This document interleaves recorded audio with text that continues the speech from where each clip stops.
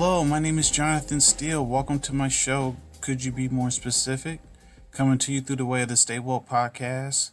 And on this episode of Could You Be More Specific, I want to get into earlier this week, especially what happened with XXXTenancion, and just talking about how do we progress from this situation that involved him.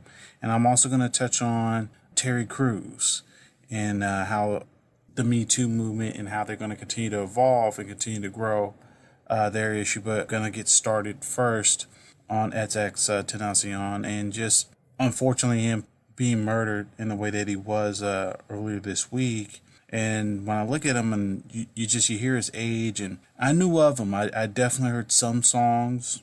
Some stood out at times. And then others, I didn't really follow him like that. I just knew he was a young rapper and he had a huge following. And I know a lot of his subject matter was something that, was related to kids now. Obviously, like a lot of things, emotional ups and downs, and just with his upbringing and things he struggled with. And I guess one of the more disappointing things about not just the way he ended up dying, but just the elements that are surrounding the way that he ended up dying it's so disappointing, because I just look at him, I just think like, this guy, he's a kid. And I know there's going to be people that, and rightfully so, because it's true, they're going to bring up some of the things that he used to say on some of his videos, and obviously what happened with him and his girlfriend at the time, or his pregnant girlfriend at that time. So I'm well aware of that. I don't dismiss it at all. It's definitely a part of his life and a part of his story. I think of his loved ones and his family, and I think about his mom and how tragic it was. And one of the more disappointing things about it was that to see that, overwhelmingly it be viewed that he was shot, and the majority of the people that were there were just recording it. They weren't actively looking to necessarily want to call for help or want to check his vitals. That's not all of them. From some of the reports I've read, I know they were saying, I think it was maybe one guy, I think out of all of them that did that was urgently trying to get to him and trying to help him. And I'm saying that to say, if we're going to be able to make progress just throughout our lives as human beings and in our culture, is how do we kind of grow and move beyond this in an age where everyone's is interested more so in recording living life as opposed to actually living life. And that's definitely a fine line, and it's not an easy thing to answer all the time. But I mean, I think we've gotten so conditioned to just everything is a Snapchat IG story. And I know he one time, made a comment about, if I die, I hope it meant something. I hope it helped somebody. And some people may make the case like, hey, you're putting out negative energy, you're putting out stuff like that. And that very well may be true, because that's something that he could have also just been battling eternally. And that's just something that we caught in a moment of him at that time expressing that publicly. And as human beings, we all have all different ranges of emotions, because we're all capable of them. And I know in regards to him, Jadena got some flack for saying, about in regards to him being 20, and hey, if what would have happened to, say, Malcolm Little, which is actually, he ended up growing up to be Malcolm X, but if he had died at 20, if he looked at his life then. And I know he got flack for that, by some members of, people that were on social media. But in a way, it is true, because it's like, how do you allow in this day and age people to make a mistake, acknowledge a mistake, show contrition towards it, and then work to try and get better from it? And a lot of times we're not really there. And over the past 10 years especially, it's just once someone gets a hold of something on you, they keep it on you. And they really drive it home, and it affects the majority of us. Not everybody has the mindset of where they're kind of Teflon, and those personalities are rare. And there's some that have it and they stand out publicly, and and not bring him up. But hey, the president has it. Someone like R. Kelly has that. I think someone like Rihanna has that personality. It's not that trait of they're indifferent to what you say about them, and that's a powerful mindset and tool to have. And I bring that up because just from some of the things I'm reading up on him, it really seemed like he wanted to make a shift, and he wanted to try and make a change in his life. And I know when people hear that, it's like, well, he'll start off well, and then he'll probably mess up again. It's like, yeah, that's all life is. Starts and stops. You're gonna try and start something, and you're gonna try and get a handle on it, and then sooner or later you're gonna get hit, you're gonna get knocked down again, and then you're gonna have to try and move on from that and grow from that scenario. And so I'm saying that to say that I hope that more young people, especially young people like him, out there, find a way to hang in there, mentally, emotionally, physically.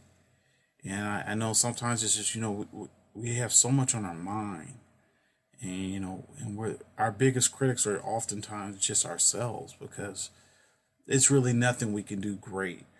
Just it'll be in our human nature. We would find something that we would have to work on, and sometimes rightfully so, and sometimes it shouldn't be the case. But we oftentimes do that a lot. So those are just some things I wanted to say about him.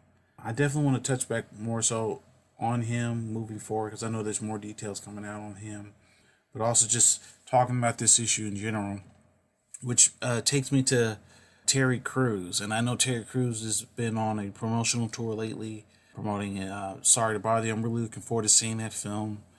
It looks very interesting. But one of the things that stands out lately is that he's been talking about the incident that happened with him at a party with an agent. I think his name is Adam Venti or Vernay. I think that's how you say his name. I'll check again. I'll do a follow-up on him.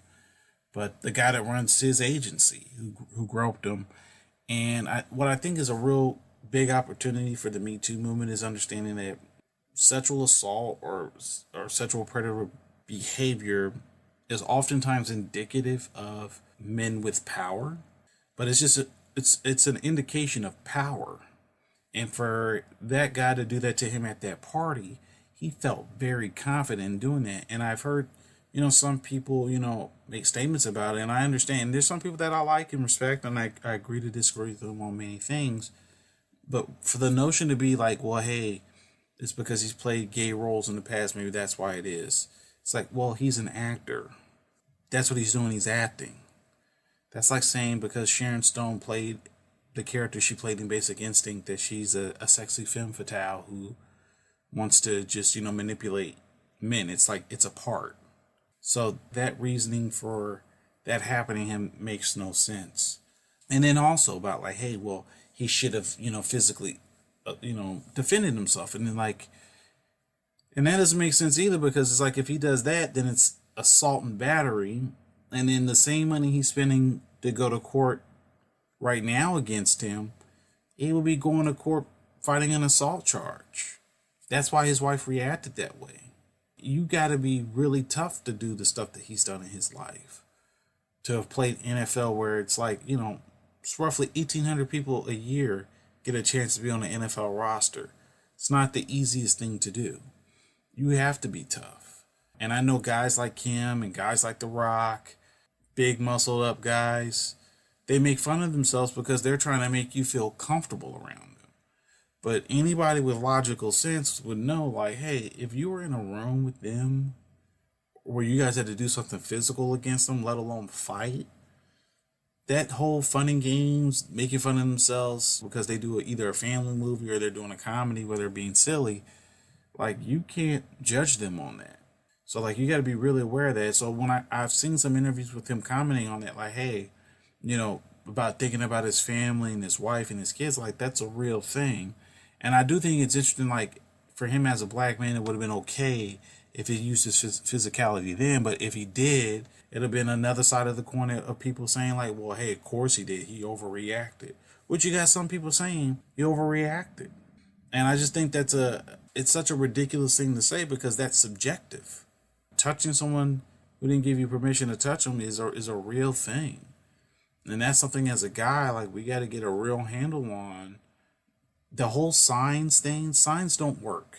And that's something that we've been debating in our culture over the course of time. And not even, in the sense of like rape culture, in the sense of you thinking like it's okay for you to just physically grope someone. I'm talking about just in dating. That's a subjective thing in terms of, hey, someone gave me signs, or the vibe I was picking up says I can do this. That's a real delicate thing to do. So sometimes it's like you rather proceed with caution and rather like wait and not overstep.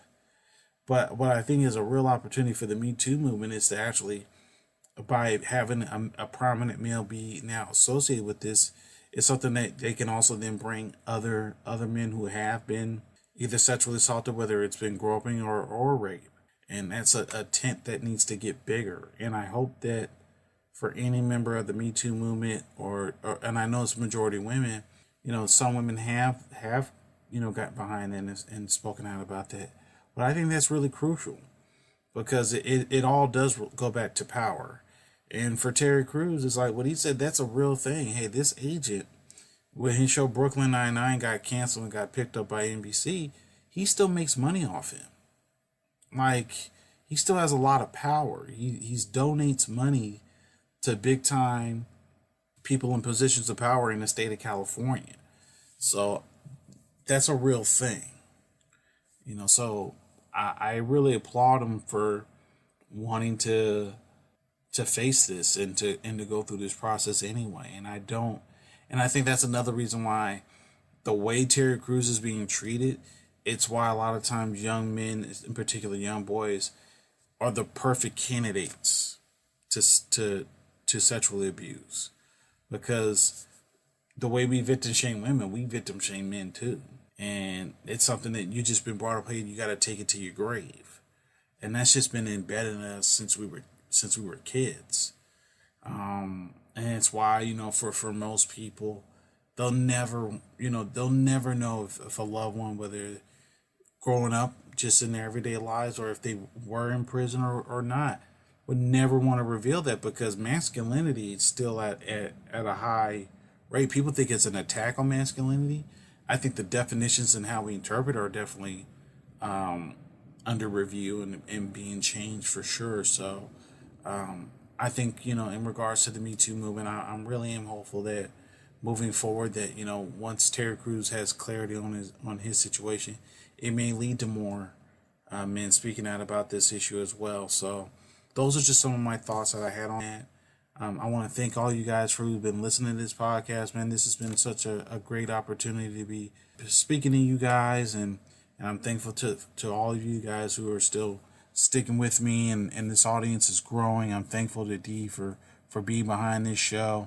Definitely like, share, and follow this episode. I'm planning on doing much more in the future, maybe also bringing you guys much different content moving forward. So again, my name is Jonathan Steele. Thank you for listening to Could You Be More Specific, and I hope you guys have a good one.